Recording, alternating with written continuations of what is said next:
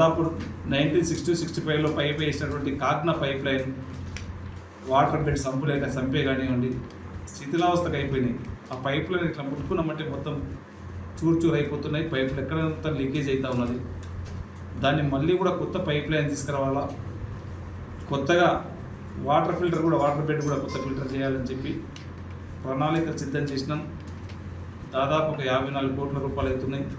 అది కూడా ఈ 1.5 మంత్లో టెండర్స్ ప్రాసెస్లో అవుతున్నాయి. టెండర్స్ కూడా పెట్టబోతున్నాం. మళ్ళీ గతంలో ఆ రోజు మాణిక్యరావు గారు ఉన్నప్పుడు ఏదైతే తాండ్రుకి కాగ్నా వాటర్ తాపిండ్రో ఆ పైప్ లైన్తో మళ్ళీ ఆ తర్వాత అదే పైప్ లైన్ ఇప్పటి వరకు వాడడం జరిగింది కనుక ఆ పైపులన్నీ కూడా శిథిలావస్థలో ఉన్నాయి. దాన్ని మార్చి కొత్త పైపులు వేసి మోటార్స్ కూడా ఎంత అధ్వానంగా ఉన్నాయి. మోటార్స్ అంటే ఒక మోటార్ బేరింగ్ పోతే అహ్మదాబాద్ పోవాలా, ఒక షాఫ్ట్ పోతే జైపూర్ పోవాలా, ఎక్కడ కూడా మన ఉమ్మడి ఆంధ్రప్రదేశ్లో కానీ తెలంగాణలో మాత్రం దొరికే పరిస్థితి లేదు. ఒక చిన్న నట్ బోల్ట్ కూడా దొరకద్దండి. అంత ఓల్డ్ మోటార్స్ ఉన్నాయి. దాన్ని అన్నిటి కూడా చేంజ్ చేయాలా.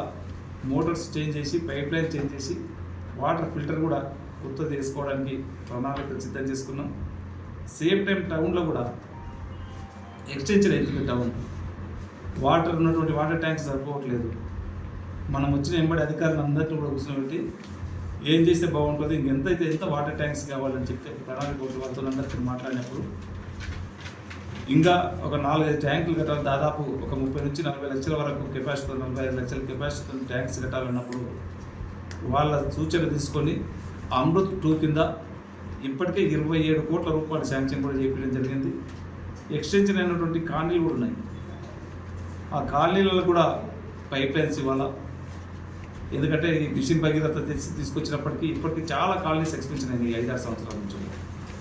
వారికి అందరూ కూడా కొత్త మళ్ళీ కలెక్షన్స్ ఇవ్వాలనే ఒక ఉద్దేశంతో అమృత్ కూడా ఇప్పటికే 27 కోట్లు టెండర్స్ అయినాయి. ఇప్పటికీ ఒక వాటర్ ట్యాంక్ కూడా, ఒక వైఎస్ఆర్ ట్యాంక్ స్టార్ట్ కావడం జరిగింది.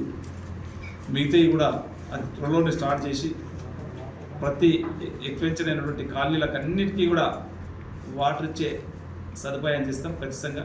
తాండూరు ప్రజలకు ఆ రోజు చెప్పినట్లుగా